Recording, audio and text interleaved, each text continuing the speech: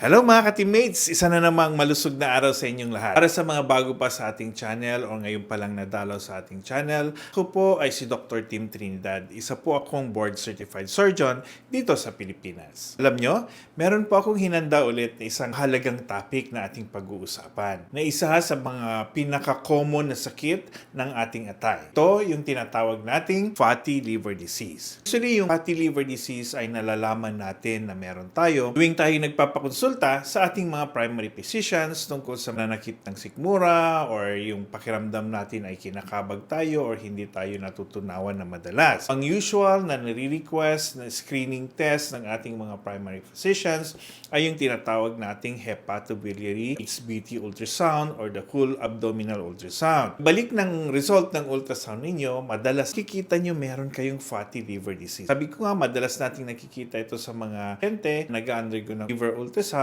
kasi ang fatty liver disease ay isa sa mga pinaka-common na liver disorder. Madalas, ito ay incidental findings lang. No? So, hindi natin iniisip, hindi yun yung punteriya natin o hindi yun yung objective natin hanapin kung may fatty liver disease ka. Usually, tinitingnan natin yung may mga bato sa abdo, may mga bukol sa atay, may problema sa ating mga lapay. Incidental findings lang yung nakikita natin na meron. Bakit puro taba ang laman ng inyong atay? Yun ang tinatawag nating fatty liver disorder. Ngayon, isa-share ko sa inyo konting kaalaman kung paano nakakaapekto ang fatty liver disease sa ating kalusugan. Kung masasamahan niyo ako hanggang sa dulo, mag-uusapan din natin kung akaling meron tayong liver disease, paano ba ito napiprevent para hindi mangyari or kung meron ka man, paano natin siya nagamot. So tara na mga ka-teammates at umpisa na natin ang kwentuhan.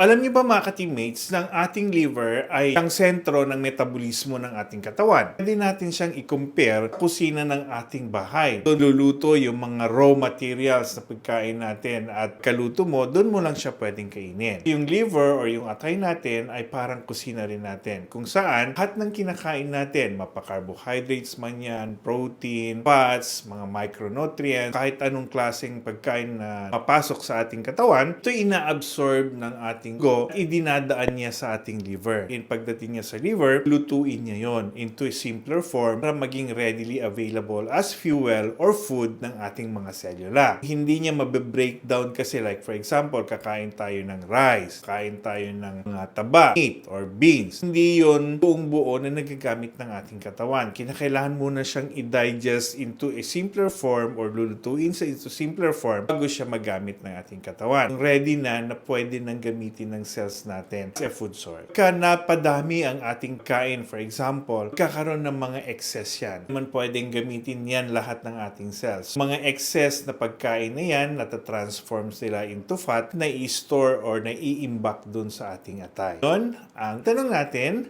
ano nga ba ang fatty liver disease? Ang fatty liver disease or disorder ay ang pagdami ng taba na naiimbak dun sa ating liver. We usually call it as hepatic steatosis. Dapat, ang ating atay ay walang taba. Kung meron man, dapat konting-konti lang. Kasi mapupuno ng taba ang ating atay, palitan niya mga hepatocytes or yung mga liver cells natin. So, ang trabaho ng liver cells, tagaluto. Yung fat, hindi yun yung trabaho niya. Pag dumami ng dumami, taba na iimbak dun sa ating atay, ay etsepwera na niya yung mga normal na liver cells natin. So, yung function dapat na ginagawa ng liver cells, papalitan na siya ng fats. So, fats hindi niya kaya magluto. Ang liver cells lang may kakayanang magluto. Pag dumami ng dumami ang naiimbak na taba sa ating atay, wawalan eventually yung function ating liver, which is yung metabolic function niya, and it will transform your food into more readily absorbable forms na pagkain. Sabi natin, a healthy liver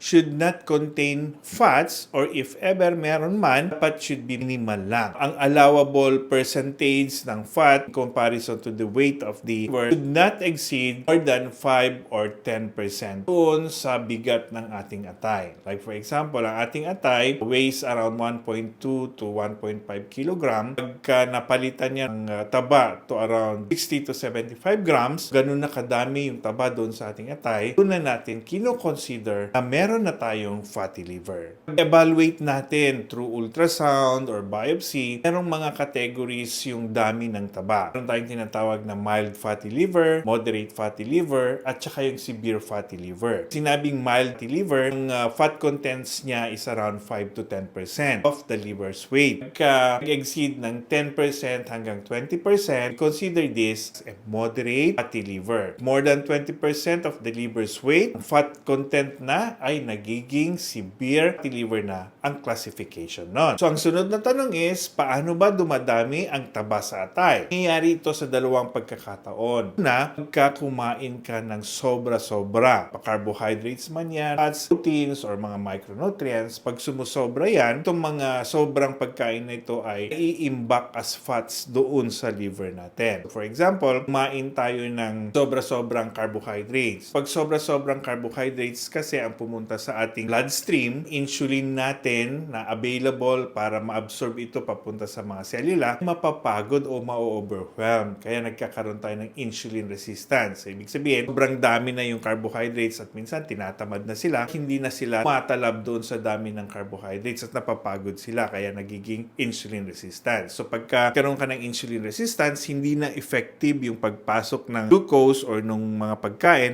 doon sa loob ng selula. So saan pumupunta itong mga hindi na absorb o hindi na nagagamit na pagkain? They will go to your liver and will be stored there as fat. Iimbak. So dumadami na ngayon yung fats nyo doon sa liver niyo. So remember, again, sabi natin kanina, ayaw natin dumami ang fats doon sa ating liver. Pwede ding mangyari doon sa yung diretsohang napapadami ang kain mo ng taba. So syempre, pag increase yung fat intake mo, definitely, diretso sila yan sa atay at doon sila ma-store. Dadagdagan na naman yung fat content ng liver mo. This is, again, ayaw nating mangyari. Isa sa mga rason kung bakit hindi natin gagamit ng maigi yung mga excess na carbohydrates o mga pagkain na natatake natin, ay madalas meron siyang kasamang metabolic disorders. Like for example, pag diabetic ka, so yun nga, yung insulin resistance, nagre-result yun sa hindi pagpasok ng mga pagkain dun sa cellula. So instead, napupunta sila sa ating atay. So ito yung tinatawag nating metabolic disorders can be a reason kung bakit tumataas din ang excess na mga pagkain at nako-convert sila into fat at eventually na de-deposit doon sa ating atay. Pangalawa naman is yung alcohol intake. Okay, paano ba nangyayari or paano ba nagko-contribute yung alcohol intake sa pagdami ng taba sa atay? So ganito yon. So tuwing iinom tayo ng alak, we call that ethanol, kinakailangang ma-transform ito, dinadigest ng ating atay so into acetaldehyde, which is very toxic form, kakasira ito sa mga organs, no? So kinakailangan niyang i-transform further into a less toxic form which can be source of energy, which is called the acetate. So ang pag-transform ng ethanol or yung alcohol into acetate needs chemicals which is called your NADH. Nicotinamide adenine dinucleotide plus hydrogen or NADH na tinatawag natin. Pag kino-convert ng atay mo yung alcohol into acetate, dumadami din yung NADH. So anong problema pag dumadami yung NADH? Pag dumadami yung NADH mo, it encourages fat deposits to the liver more than its breakdown. Yung presence of alcohol promote lipid metabolism, meaning to say magbi-build up yung fats ninyo and then eventually ang result pa rin nun is maiimbak or mai-store siya sa liver, which will result eventually sa pagdami ng taba doon sa atay. At sabi nga natin, pag in-overtake na or mas marami na yung taba kesa doon sa dapat na liver cells, then tatalunin niya yon at mawawalan na ng function yung ating liver, in which yung fats natin na pumalit doon sa mga livers, hindi naman niya magagampanan yung trabaho ng ating liver cell. Kaya nagkakaroon na ng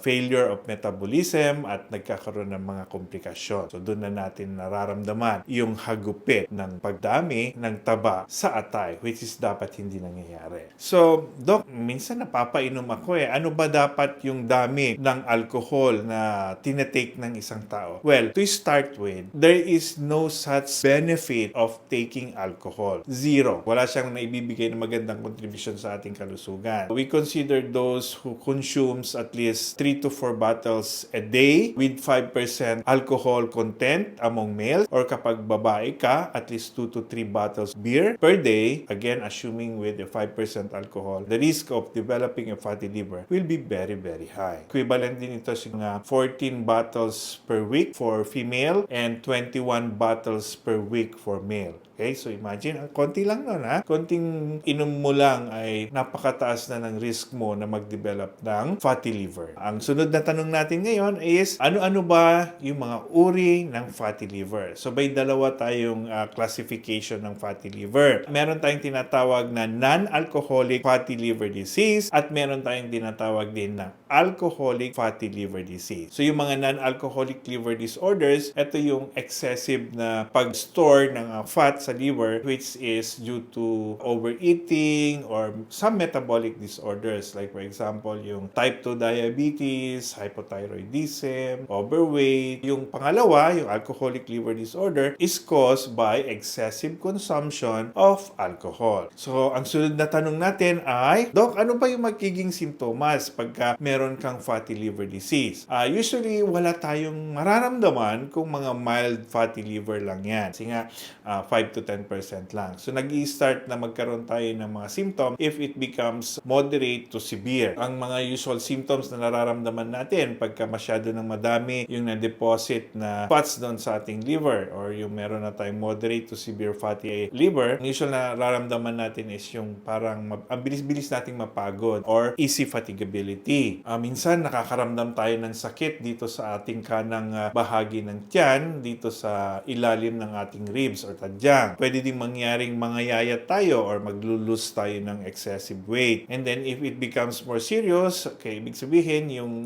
liver cells ninyo ay sirang-sira na dahil doon sa pagdami ng liver fats, yun, minsan naninilaw na tayo. Namamaga or nagmamanas na yung katawan or nagkakaroon tayo ng mga pasapasa na usually hindi natin alam kung anong mga rason. O hindi naman natin yan nakamot, hindi naman yan nabugbog or hindi naman siya nasugatan. Pwede ring magkaroon ng pangingitim yung ihi natin or yung tea-colored urine na tinatawag natin dahil doon sa excessive na bile pigments na nakikita na natin, na naiihi na natin. Which is result yon ng sakit ng ating atay. Yan, meron din tayong nawawalan tayo ng appetite minsan. Kasi pag namamaga yung ating atay, ang usual na nararamdaman natin yung nawawalan tayo ng panlasa or naduduwal tayo, masama yung lasa ng pagkain. Pwede ding maging alcoholic yung stools natin or parang abo yung kulay niya kasi nga nagkakaroon na tayo ng liver failure. So kung gusto nyo malaman ito, meron tayong mga content. So you can visit my channel at mapanood nyo yung What Does Your Urine Color Tells About Your Health. Meron tayong content doon. Pwede nyo panoorin. And then minsan, nangangati yung ating balat kasi dahil doon sa pagtaas ng bilirubin natin or yung kulay, yung paninilaw ng ating balat, usually kasi makati yan. So yung kamot ka ng kamot pagka nagkakaroon ka ng liver failure. So next is ano yung mga sanhi ng fatty liver disease? Alcoholic intake. Second is yung excessive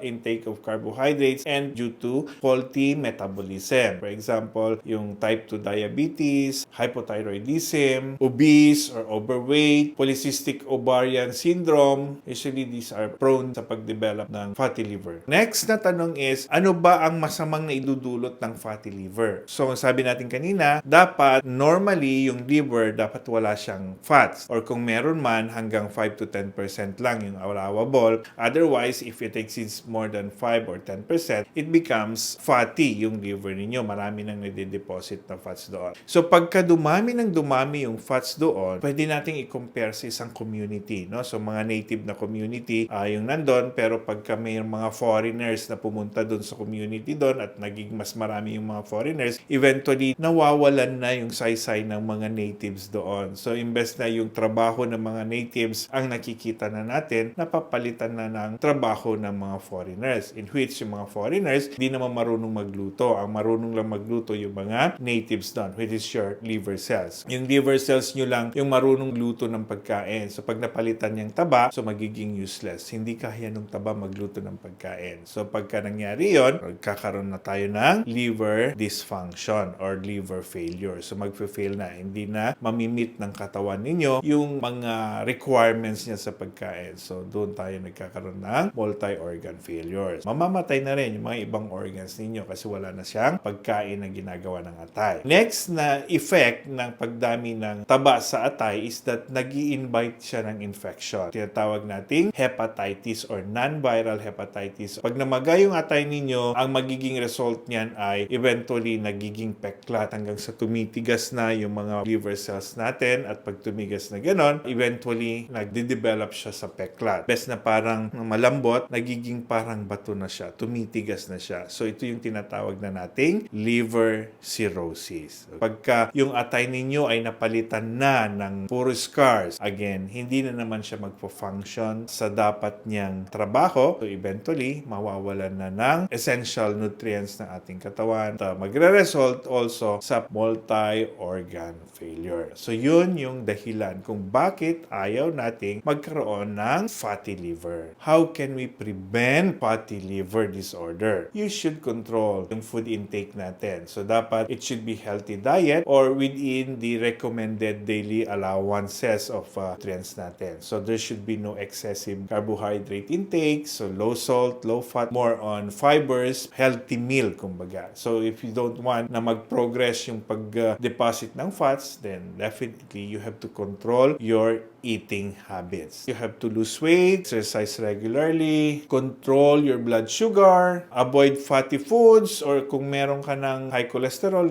you have to treat that. Meron tayong mga gamot para pampababa ng cholesterol. So avoid din yung mga gamot na hepatotoxic or nakakasira ng ating thigh. Of course, pinaka-bottom line is drink very little alcohol or better yet, zero alcohol. Wala din lang naman tayong napatunayang gamit ang alcohol. So bakit pa natin bibigyan ng toxins ang ating katawan at sisirain natin eventually yung isa sa mga pinaka-importanteng organ ng ating katawan, which is yung liver. So next na question natin is paano natin malalaman o mamomonitor yung ating fatty liver sa pamamagitan ng ultrasound, pwede ding MRI, CT scan. So maraming paraan para ma-monitor natin yung fatty liver condition natin para hindi na siya lumalapak. Ang last question is, Doc, kailan ba dapat kumonsulta ng doktor? If there are any signs na ng fatty liver disorders like pananakit ng sikmura or right upper quadrant ninyo ng tiyan, dito usually sa ibaba ng tadyang, naninilaw ka, namamana, so that's the time that you have to consult your doctors para ma-investigate natin further. We have to make sure that it should not progress into a severe fatty liver. Kasi pagka naging severe fatty liver yan, lahat sunod-sunod na yan. Meron ng domino effect. Masisira yung atay mo. Pag nasira yung atay mo, masisira na rin yung mga kapitbahay niyang mga organs. So in summary, prevention is the key. Ito pa rin yung pinakamagandang paraan para hindi tayo magkaroon ng liver diseases. So hanggang dito na lang mga ka-teammates at itutuloy natin yung ating kwentuhan sa susunod. At kung nagustuhan nyo po itong video ito, pwede nyo na pong i-click yung subscribe, click the notification button para ma-notify kayo sa ating mga upcoming contents at pwede niyo pong dalawin yung aking YouTube channel. Meron pa po tayong maraming listahan doon ng mga ganitong health topics at mga tips kung paano natin ma-improve ang kalusugan natin. So stay safe, stay curious, stay healthy, and see you next time mga teammates. Bye!